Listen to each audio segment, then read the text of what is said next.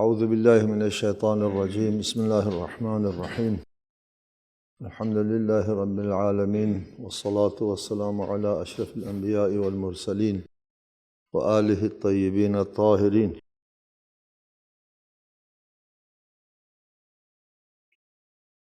اعوذ باللہ من الشیطان الرجیم ویسألونک عن الروح قل الروح من امر ربی وما اوتیتم من العلم الا قلیلا۔ سورہ بنی اسرائیل آیت 85۔ اور لوگ آپ سے روح کے بارے میں پوچھتے ہیں، کہہ دیجئے روح میرے رب کے امر سے متعلق ایک راز ہے، اور تمہیں تو بہت کم علم دیا گیا ہے۔ شان نزول کے بارے میں حضرت ابن عباس کی ایک روایت ہے کہ قریش کے مشرکین نے جا کر کے یہودیوں سے کہا، ہم کو ایسی کوئی بات بتلا دیں کہ ہم اس شخص سے جس نے ابھی نبوت کا دعویٰ کیا ہے پوچھ لیں، دیکھو کیا جواب دیتا ہے، اور اس جواب کی روشنی میں ہم کو بتا دے کہ اس کا جواب جو ہے وہ کس طرح ہے، کہ رسالتی نبوتی جواب ہے یا ایسا ہے۔ یہودیوں نے کہا ان سے روح کے بارے میں پوچھو کیا جواب آتا ہے۔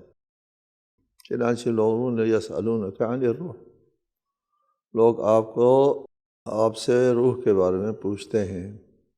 روح حیات، جو زندگی کا منبع ہے، یہ ایک راز ہے۔ حیات کیا چیز ہے؟ حیات کیا چیز ہے؟ کہاں سے آتی ہے؟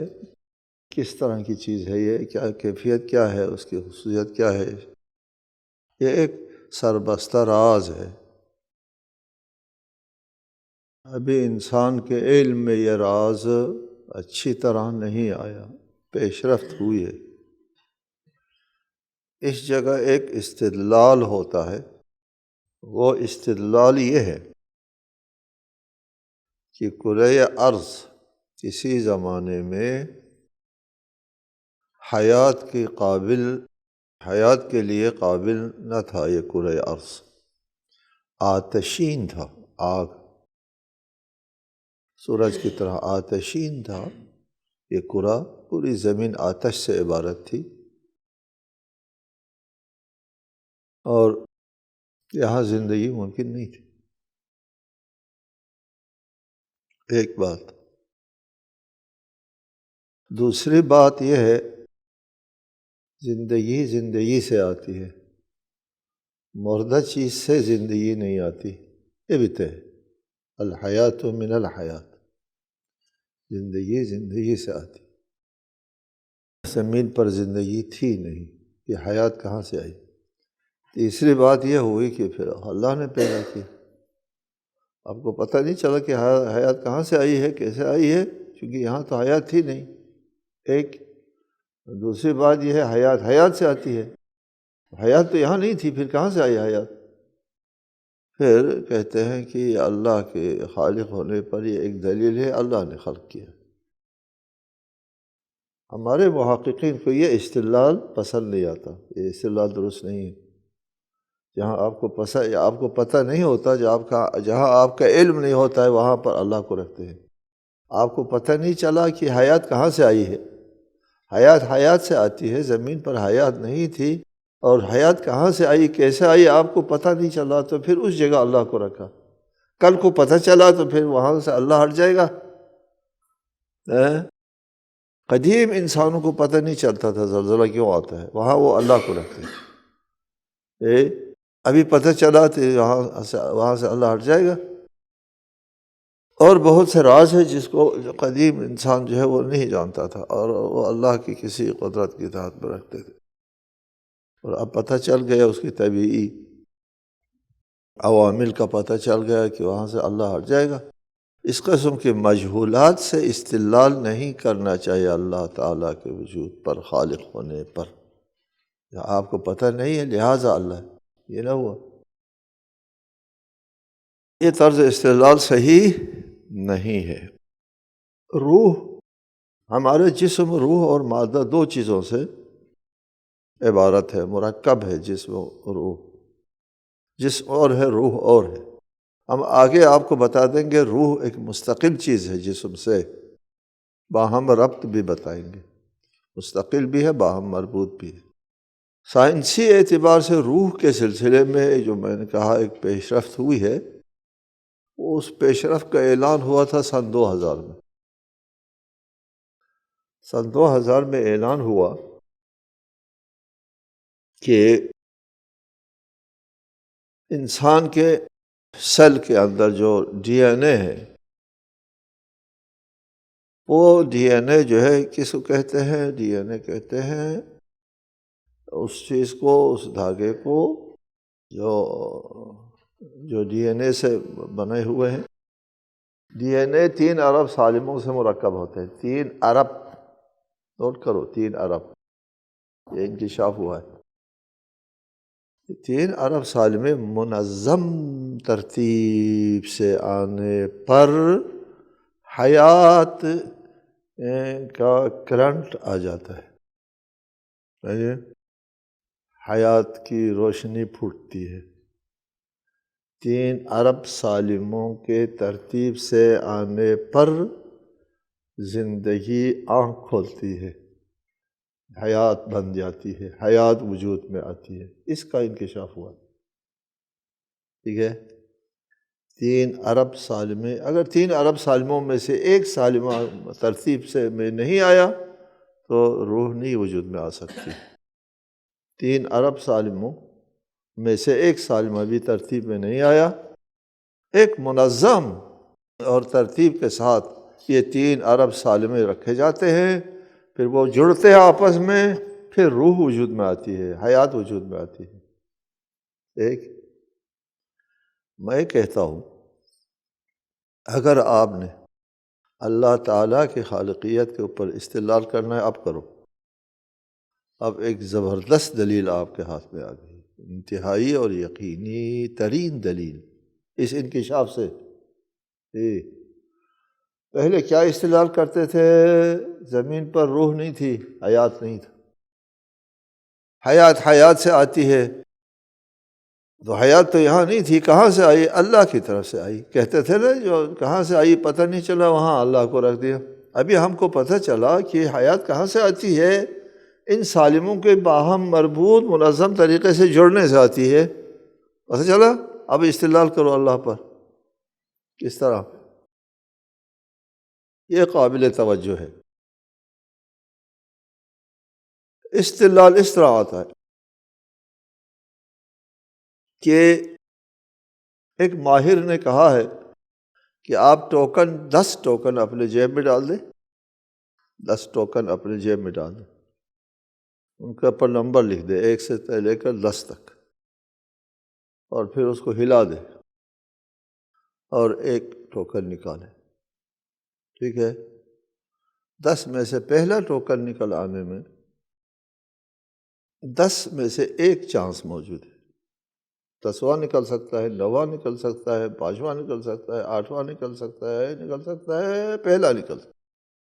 پہلے نمبر کا ٹوکن نکلنے میں 10 میں سے ایک چانس ہے۔ ٹھیک ہے، پھر اس کو دوبارہ جیب میں ڈال دیں آپ، پھر 10 ٹوکن ہیں، دوبارہ نکالیں، اتفاقاً دوسرا نمبر نکل آنے میں 100 میں سے ایک چانس ہے۔ اب تو ضرب کھائے گا 10 میں، پہلے 10 میں سے ایک چانس تھا اور اب 100 میں سے ایک چانس۔ پھر آپ اس کو جیب میں اور ڈال دیں، پھر گھمانے کے بعد نکالیں۔ اب تیسرا نمبر جو ہے وہ بائی چانس نکل آنے میں، اتفاقاً نکل آنے میں 1000 میں سے ایک، یہ ایک وہ ہے احتمال ہے، چانس ہے 1000 میں سے ایک۔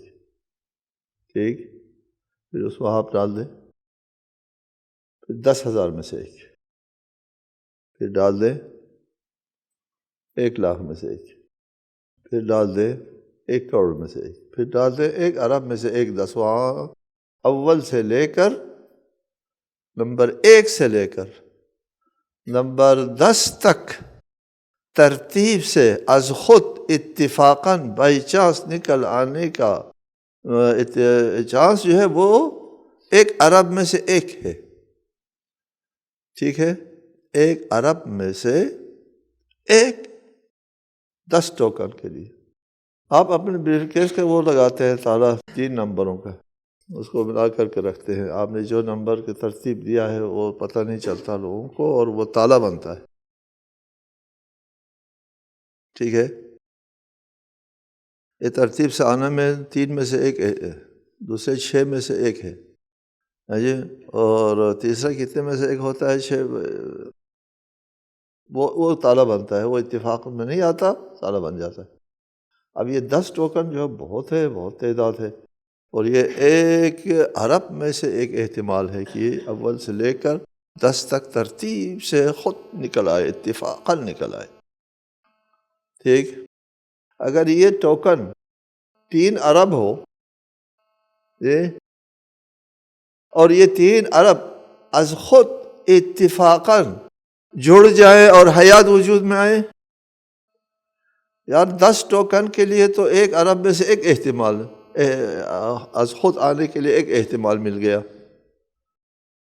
اور تین ارب سالموں کے باہم اتفاق سے از خود، بغیر کسی خالق کے، بغیر کسی ارادے کے، بغیر کسی شعور کے، از خود اندھا اتفاق، از خود یہ سالمیں ٹھیک ترتیب سے آ گئے اور حیات وجود میں آ گئی۔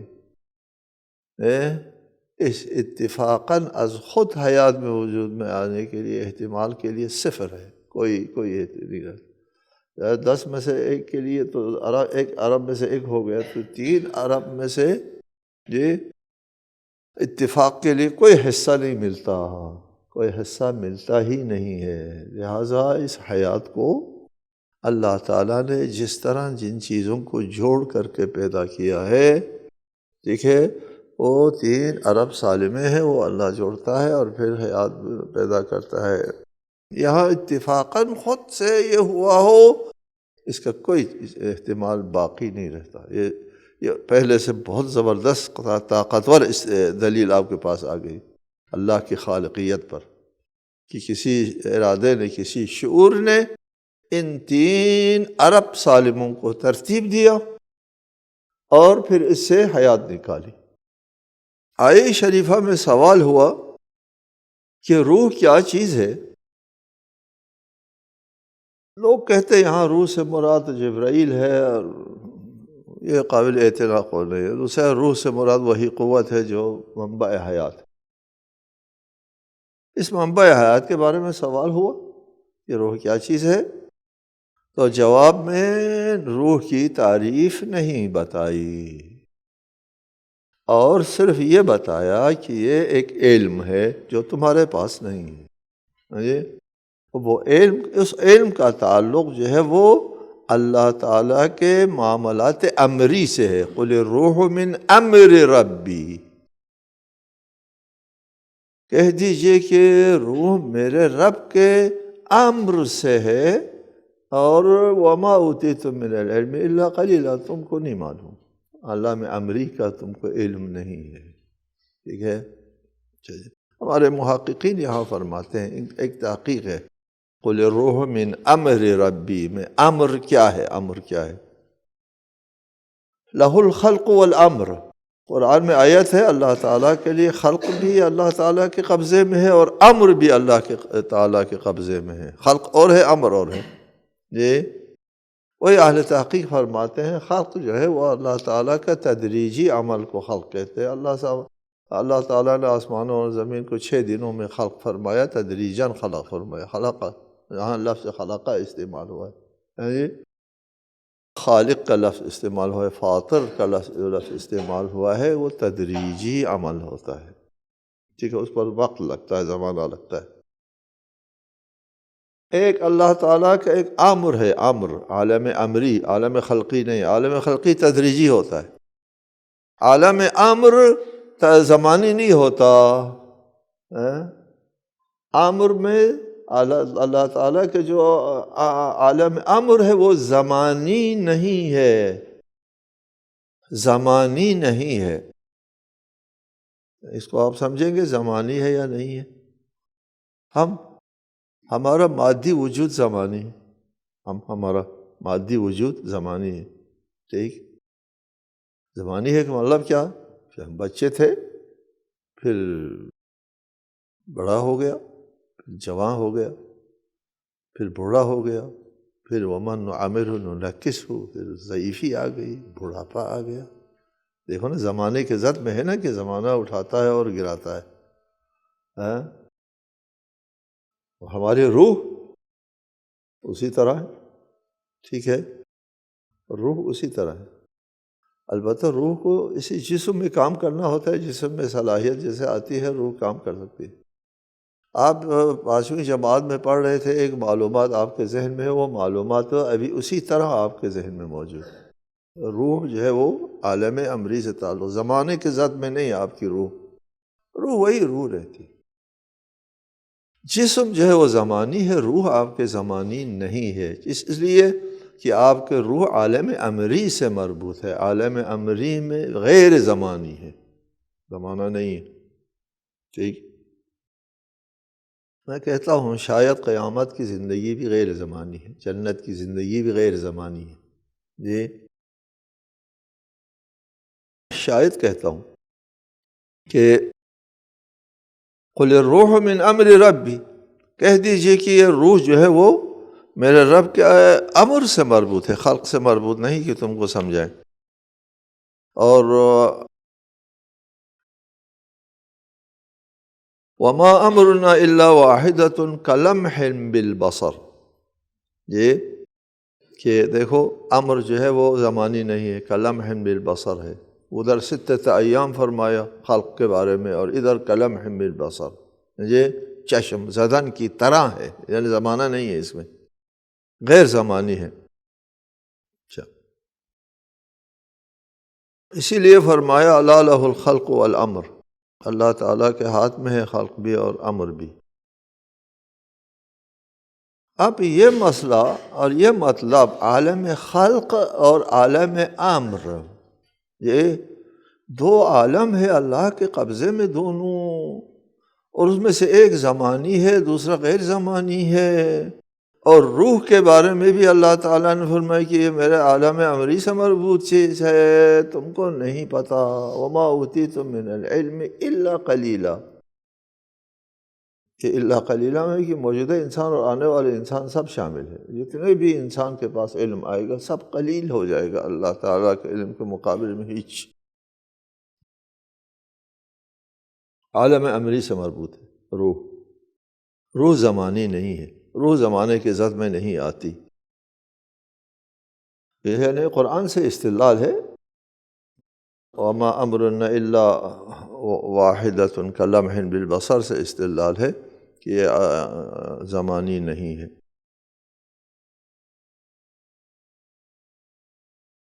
کہ آئندہ آنے والے انسان شاید اس بات سے پردہ اٹھا سکے کہ عالم امر اور عالم خلق میں کیا فرق ہے، وہ اسی روح سے انسان سمجھ سکتا ہے، روح کو سمجھے، اور روح کو اللہ تعالیٰ نے عالم امر کہا ہے۔ روح اور بدن 2 مختلف چیزیں ہیں، ایک کا تعلق عالم خلقی سے ہے، دوسرے کا تعلق عالم امری سے ہے۔ ایک زمانی ہے، دوسرا غیر زمانی ہے، ایک زمانے کے زد میں آتا ہے اور جوان ہوتا ہے، بوڑھا ہوتا ہے، ضعیف اور کمزور، اور دوسرا زمانے کے زد میں نہیں آتا، وہ ہمیشہ ایک جیسے عمر بڑھتی ہے وہ اس کا جو ہے وہ قوت میں اضافہ ہوتا ہے۔ روح زمانی نہیں ہے، بوڑھا شوڑھا نہیں ہوتی روح۔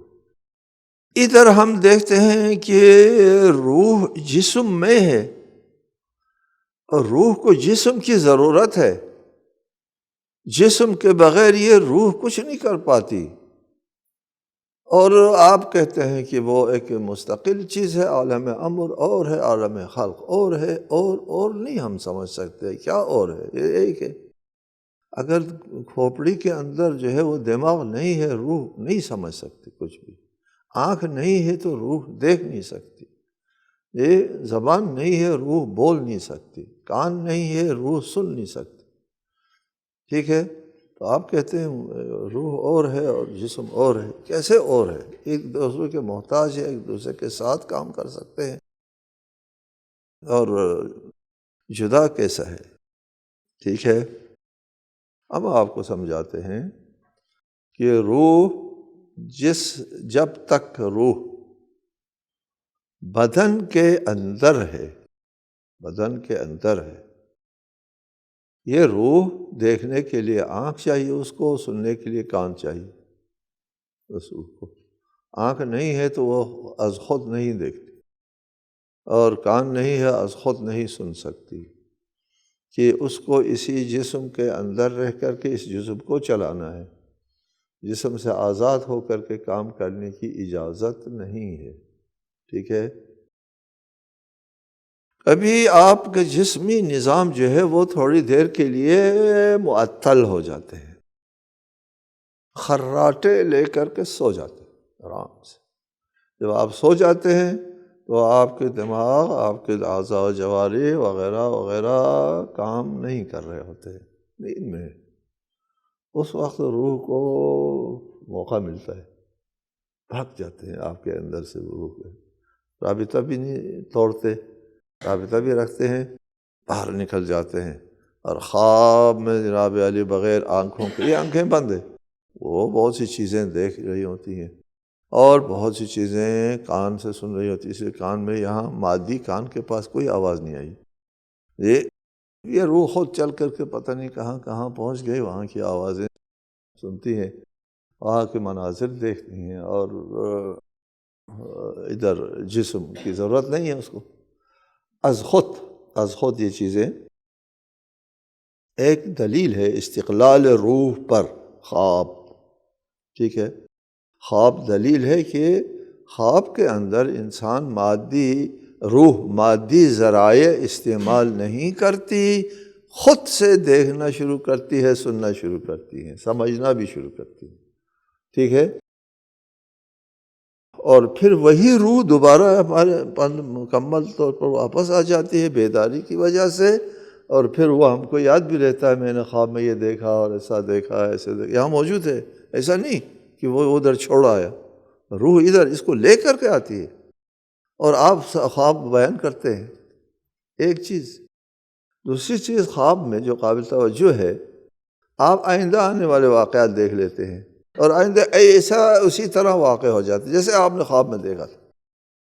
یہ ابھی وہ کام ہوا نہیں، وقوع میں نہیں آیا، آپ نے کیسے دیکھ لیا؟ ہوا ہی نہیں، ابھی پہلے دیکھ لیا، یہ کیسے ہوتا ہے؟